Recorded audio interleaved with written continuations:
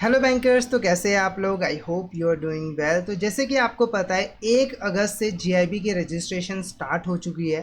तो जीआईबी की रजिस्ट्रेशन करवाने से पहले कुछ इम्पॉर्टेंट बातें हैं जिनके बारे में आपको पता होना चाहिए।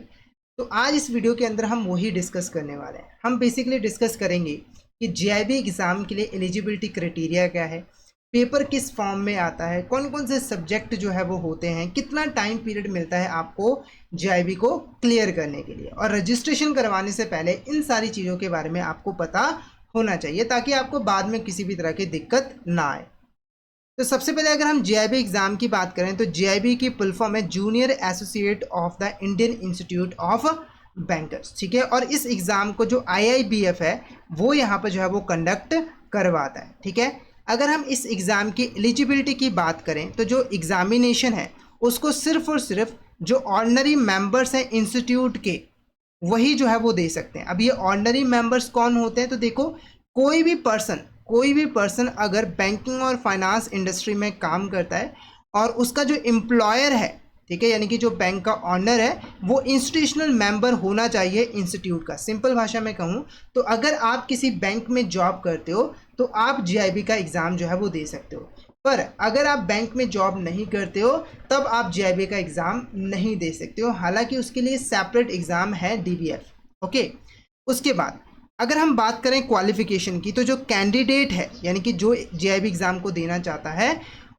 उसने कम से कम यहाँ पर 12वीं क्लास जो है वो पास की होनी चाहिए या फिर उसके इक्वलेंट कोई और डिप्लोमा या फिर डिग्री जो है वो की होनी चाहिए, यानी कि 12वीं के इक्वल जो है वो मानी जानी चाहिए। ठीक है, अब क्वेश्चन उठता है कि अगर किसी ने 12वीं पास नहीं की है तो क्या वो जीआईबी एग्ज़ाम बिल्कुल भी नहीं दे सकता? तो यहाँ पर देखो, अगर बैंक चाहे तो वो किसी ऐसे एम्प्लॉय को रेफर कर सकता है जिसने 12वीं नहीं भी की है, तब भी वो एग्ज़ाम जो है वो दे सकता है। कहने का मतलब क्या है कि अगर कोई कैंडिडेट है जो कि क्लरिकल या फिर सुपरवाइजरी स्टाफ कैडर में काम कर रहा है, ठीक है, और वो इस एग्ज़ाम के अंदर अपीयर होना चाहता है, तो बैंक का जो मैनेजर है या फिर ऑफिसर इंचार्ज है अगर वो रेकमेंड करे तो वो जीआईबी एग्ज़ाम को दे सकता है चाहे उसने 12वीं पास नहीं भी की है।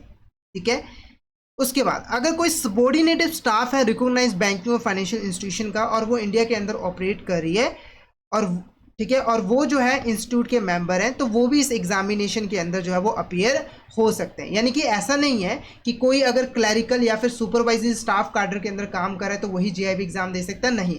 अगर कोई सबॉर्डिनेटेड स्टाफ भी है, जैसे कि कोई हेल्पर है ना, छोटा मोटा काम करता है, तो वो भी जीआईबी एग्जाम जो है वो दे सकता है, बस उसने 12वीं क्लास जो है वो पास की होनी चाहिए। तो यहाँ पर एलिजिबिलिटी के अंदर 2-3 बातों का ध्यान रखना है। सबसे पहले आप किसी बैंक में काम करते होने चाहिए। दूसरा, आपने कम से कम 12वीं जो है वो पास की होनी चाहिए। अगर बाई चांस आपने 12वीं नहीं पास की है तो अगर आपका बैंक का जो मैनेजर है या फिर ऑफिसर इंचार्ज है वो अगर रेकमेंड करेगा तब भी आप जीआईबी एग्ज़ाम को दे सकते हो, आप क्वालिफाई कर जाते हो। इसके अलावा अगर आप किसी क्लरिकल या फिर सुपरवाइजरी स्टाफ कैडर के अंदर काम नहीं भी करते हो, आप कोई सबॉर्डिनेटिव स्टाफ हो, अगर आपने 12वीं पास की हुई है और आप बैंक के अंदर काम करते हो तब भी आप जीआईबी एग्ज़ाम जो है वो देने के लिए एलिजिबल है। अब बात करेंगे इस एग्जामिनेशन की। तो जीआईबी एग्जामिनेशन के अंदर टोटल 4 पेपर्स होते हैं और जीआईबी एग्जाम को क्लियर करने के लिए आपको इन चारों पेपर्स को क्लियर करना होता है। 4 पेपर्स के नाम क्या है? Indian economy, Indian financial system, principle and practices of banking, accounting and financial management for bankers and retail banking and wealth management. ठीक है, अब बात करते हैं पासिंग क्राइटेरिया की। देखो, ये जो पेपर्स होते हैं हर एक पेपर जो है वो 100 मार्क का होता है, यानी कि 100 नंबर का पेपर जो है वो होता है। ठीक है, और हर पेपर में पास होने के लिए मिनिमम आपको 50 मार्क्स जो है वो लेकर आने होते हैं। फिर से बता रहा हूँ, जो टोटल मार्क्स होते हैं वो 100 होते हैं हर एक पेपर के अंदर, और हर पेपर में पास होने के लिए मिनिमम आपको 50 नंबर जो है वो लेकर आने पड़ते हैं।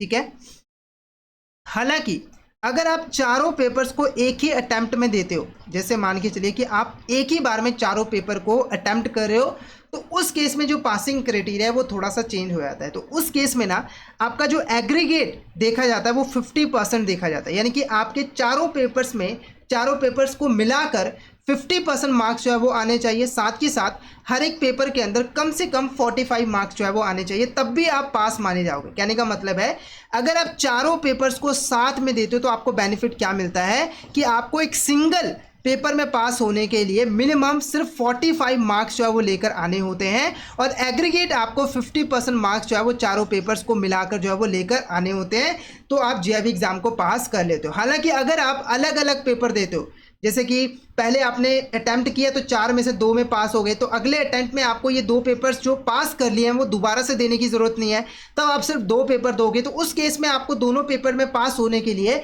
हर पेपर में कम से कम 50 नंबर जो है वो लेकर आने होंगे, ठीक है। और यही चीज़ नेक्स्ट लाइन में भी लिखी हुई है कि अगर कोई कैंडिडेट है वो अपने अटेम्प्ट में किसी भी पेपर को क्लियर कर लेता है तो उस पेपर का उसको क्रेडिट मिल जाता है। जैसे कि अगर एक ए पर्सन था, उसने 4 पेपर्स अटेम्प्ट किए, चारों में से 3 में वो फेल हो गया, 1 में पास हो गया। जैसे मान के चलिए कि वो Indian economy Indian financial system में पास हो गया, बाकी तीनों में फेल हो गया, तो नेक्स्ट अटेम्प्ट जब वो देगा तो उसे सिर्फ 3 पेपर्स को क्लियर करने की ज़रूरत है। ये उसका पहले से ही क्लियर जो है वो माना जाएगा, कैंडिडेट को ये एग्जाम दोबारा से देने की ज़रूरत नहीं है। पर इस केस में उसे फिर तीनों पेपर में पास होने के लिए कम से कम 50 नंबर जो है वो लेकर आने होंगे, ठीक है। उसके बाद अब बात करते हैं time limit for passing the examination. आपको कितना टाइम लिमिट जो है वो मिलता है। सबसे पहले देखो, टाइम की कोई भी लिमिट नहीं है, टाइम की कोई भी लिमिट नहीं है। अब मैं ऐसा क्यों कह रहा हूं, अगर आपसे एक टाइम लिमिट के अंदर जो दी गई है उसके अंदर एग्जाम क्लियर नहीं होता है तो आप दोबारा से रजिस्ट्रेशन करवा सकते हो। देखो, नॉर्मली जीआईबी एग्जाम को कंप्लीट करने के लिए आपको 5 अटेम्प्ट मिलते हैं, 5 अटेम्प्ट मिलते हैं 3 साल के अंदर, 3 साल के अंदर। यानी कि अगर आप जीआईबी के अंदर रजिस्ट्रेशन करवाते हो ना तो आपको 3 साल का टाइम पीरियड मिलता है जीआईबी को क्लियर करने के लिए, ठीक है। और 3 साल में आप सिर्फ 5 अटेम्प्ट भी दे सकते हो। जैसे आपको पता होगा 1 साल में 2 बार पेपर होते हैं ना, तो आप 3 साल में सिर्फ 5 अटेम्प्ट दे सकते हो, और जो भी चीज़ पहले हो जाती है आपका टाइम ओवर माना जाता है। जैसे अगर आपने 5 अटेम्प्ट दे दिए 2.5 साल के अंदर, तो 5 अटेम्प्ट कंप्लीट हो गए तब भी आपका टाइम पूरा हो जाएगा, ठीक है। या फिर अगर आपने 4 ही अटेम्प्ट दिए हैं और 3 साल कंप्लीट हो चुके हैं रजिस्ट्रेशन की डेट से, तब भी आपका टाइम पूरा हो चुका है, ठीक है। अब आप कहोगे सर आपने तो बोला था कि टाइम की कोई लिमिट ही नहीं है, तो देखो ये जो टाइम लिमिट है ना वो बेसिकली क्रेडिट की टाइम लिमिट है। क्यों? क्योंकि देखो अगर आपने 3 साल के अंदर जीआईबी एग्जाम को क्लियर नहीं किया ना, तो जो एग्ज़ाम आपने पास किया होता है उसका क्रेडिट आपको नहीं मिलता, फिर आपको दोबारा से एनरोल करना पड़ता है और दोबारा से चारों पेपर्स क्लियर करने होते हैं। जैसे एग्जाम्पल के मान के चलिए एक ए पर्सन था, ठीक है, उसने जीआईबी एग्ज़ाम में रजिस्ट्रेशन करवाई। जैसे 1 अगस्त को आप रजिस्ट्रेशन करवाओगे ना, तो उस दिन से उसकी डेट स्टार्ट हो गई। 3 साल के अंदर उसने 5 अटैम्प्ट दिए, 5 अटैम्प्ट दिए, ठीक है। 5 अटैम्प्ट में उसने 3 पेपर जो है वो क्लियर कर लिए, और 1 पेपर जो है उसका रह गया, 1 पेपर को वो पास नहीं कर पाया, ठीक है। तो अब क्या होगा, 3 साल के बाद दोबारा से उसे रजिस्ट्रेशन करवानी पड़ेगी शुरू से, और शुरू से ये चारों पेपर जो है वो पास करने पड़ेंगे, ठीक है। तो ये यहाँ पर डिफरेंस होता है, यानी कि क्रेडिट मिलने की एक यहाँ पर टाइम लिमिट जो है वो होती है। अगर आप 3 साल में क्लियर नहीं कर पाओ तो आप दोबारा से रजिस्ट्रेशन करवा कर जो है अगली बार फिर से जो है वो स्टार्टिंग जो है वो कर सकते हो, ठीक है। वही सारी चीज़ें यहाँ पे लिखी हैं कि एक कैंडिडेट को 5 अटेम्प्ट मिलते हैं जीआईबी एग्जाम को कंप्लीट करने के लिए with in maximum time period of 3 years. दोनों में से जो भी पहले हो जाता है आपका टाइम ओवर माना जाता है, ठीक है। अब ये भी ज़रूरी नहीं है कि आपको 5 अटेम्प्ट लगातार ही देने, आप बीच में गैप भी जो है वो ले सकते हो, ठीक है। अगर मैक्सिमम स्टिपुलेटेड टाइम पीरियड के अंदर आपने एग्जाम को पास नहीं किया या फिर 5 अटेम्प्ट में आपने एग्जाम को क्लियर नहीं किया, तो आपको री एनरोल जो है वो करना पड़ेगा, और जो भी आपने सब्जेक्ट पास किए थे उसका क्रेडिट आपको नहीं मिलेगा, वो दोबारा से आपको जो है वो पास करने पड़ेंगे, ठीक है। उसके बाद अगर आप रजिस्ट्रेशन करवा लेते हो, तो जैसे आप रजिस्ट्रेशन करवा लेते हो तो वो आपका फर्स्ट अटेम्प्ट जो है वो माना जाता है, चाहे आप एग्ज़ाम दो या फिर ना दो, ठीक है। और जब हम रजिस्ट्रेशन की बात करते हैं तो एक कैंडिडेट को जो है हर अटेम्प्ट के लिए सेपरेटली जो है वो रजिस्टर करना होता है। यानी कि जैसे अभी 1 अगस्त को आप रजिस्ट्रेशन करवा रहे हो, अब जब आप अगले मई जून के लिए एग्ज़ाम दोगे तो वहाँ पर भी आपको रजिस्ट्रेशन करवानी पड़ेगी 2026 के अंदर। तो हर अटैम्प्ट के लिए सेपरेटली रजिस्ट्रेशन करवानी पड़ती है, और उसकी एक मिनिमम जो है वो फीस होती है जो कि आपको भरनी पड़ती है। तो रजिस्ट्रेशन से पहले ये सारी चीज़ों को आपको जो है वो पता होना चाहिए कि जीआईबी एग्ज़ाम का पैटर्न क्या रहता है, ठीक है, और आपको कितना टाइम पीरियड मिलता है एग्ज़ाम को क्लियर करने में, और कितना मिनिमम मार्क्स आपको लेकर आने होते हैं इस एग्ज़ाम को क्लियर करने के लिए, ताकि बाद में आपको किसी भी तरह की कन्फ्यूज़न ना हो। पेपर पैटर्न की बात करें तो क्वेश्चन पेपर के अंदर लगभग 100 objective type multiple choice question होते हैं 100 मार्क्स के। हालांकि जो IIBF है वो अपनी नीड के अकॉर्डिंग जो है कई बार क्वेश्चन की गिनती को कम ज़्यादा जो है वो कर सकती है। जैसे कोई 2 नंबर का क्वेश्चन दे दिया, कोई आधे नंबर का क्वेश्चन दे दिया, तो ऐसा कोई क्राइटेरिया फिक्स नहीं है, पर जो आपको क्वेश्चन आते हैं वो मल्टीपल चॉइस क्वेश्चन ही आते हैं। ठीक है, जो आपका एग्जाम होता है वो ऑनलाइन मोड में होता है, यानी कि आपको सेंटर में जाना होता है और ऑनलाइन तरीके से आप जो है वो एग्जाम देते हो।